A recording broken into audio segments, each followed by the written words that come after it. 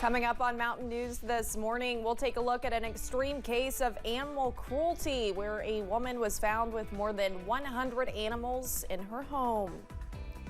Plus, there's still much to decide at the Commonwealth's Congress as an approaching deadline looms. Dedicated to Eastern and Southern Kentucky, this is WYMT Mountain News This Morning. Good morning, I'm Olivia Calfee. We are coming up on 5 a.m. on Tuesday, March 12th. Now let's check in with meteorologist Tim Drawbridge for a look at your forecast this morning. And good morning, Olivia. Good morning, everyone. Great out of the weather gates yesterday. Beautiful amount of sunshine. Can we do better today? Let's find out. Outside we go. We're a little bit warmer than we were this time yesterday morning, 37 outside our door at WYMT. The headlines for this morning, well, guess what?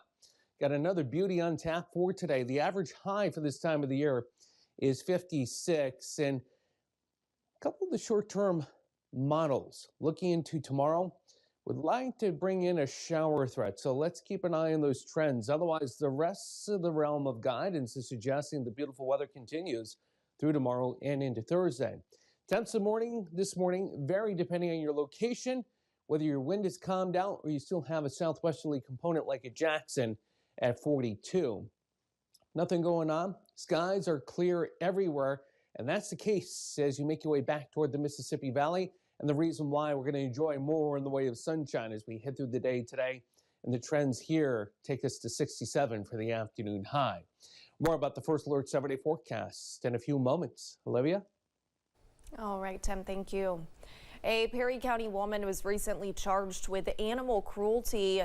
The Perry County Sheriff's Office and Fish and Wildlife discovered more than 100 animals inside Mary Elizabeth Coots' home on Friday, March 1st. Sheriff Joe Ingles says the investigation began after a report of possible exotic animals inside the home.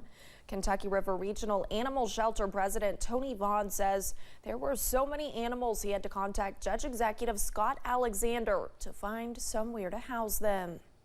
And he let us use Little Leatherwood School as a staging area to transport all the animals to. We were already over capacity here anyway, so we transported them down to Little Leatherwood where we kept them up until 3 days ago.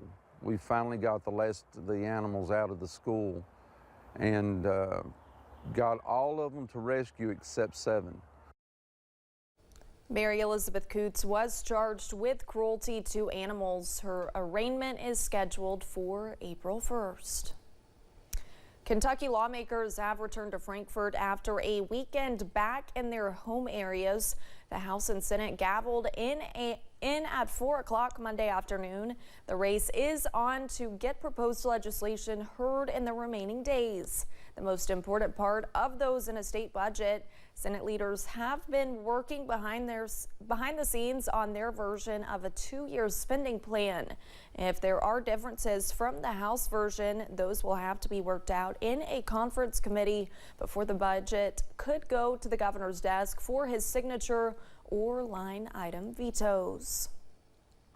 The House approved House Bill 11 yesterday. It would keep e-cigs and vapes without FDA authorization out of Kentucky stores. The goal is to keep them out of the hands of children. The bill also proposes fines for those who sell authorized products to those 21 years of age and younger. The bill now goes to the Senate.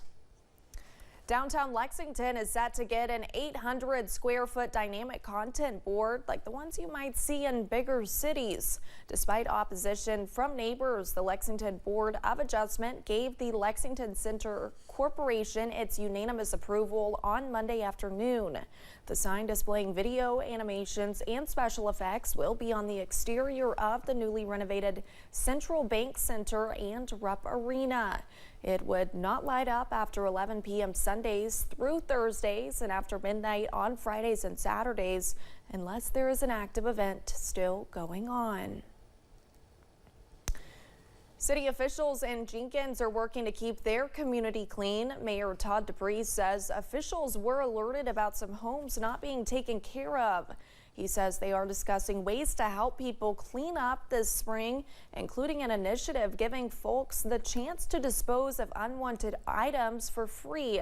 He says having a clean yard can impact communities in more ways than one.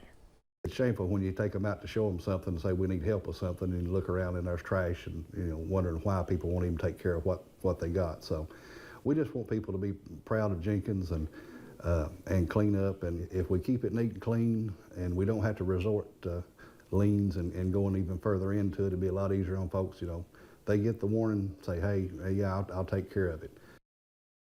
Dupree says between April 15th and May 10th, folks will be able to leave trash on their curb to be picked up. They will host a citywide cleanup day on April 27th for folks that might need more help. And thanks for getting your day started with us here on Mountain News this morning. When we return, Miami Beach wants to keep this spring break safe after recent years of crime. Weather-wise this morning, cool for some. A few of us are actually in the 40s. After a beautiful start yesterday, how does today shape up? Just as nice? We'll let you know. First Alert 7-day forecast coming up after the break.